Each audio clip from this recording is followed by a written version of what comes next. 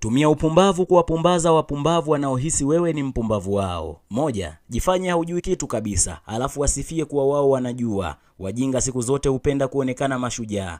Waache wahisi hivyo hadi utakapofika wakati sahihi watakapogundua vichwani kwao ni watupu.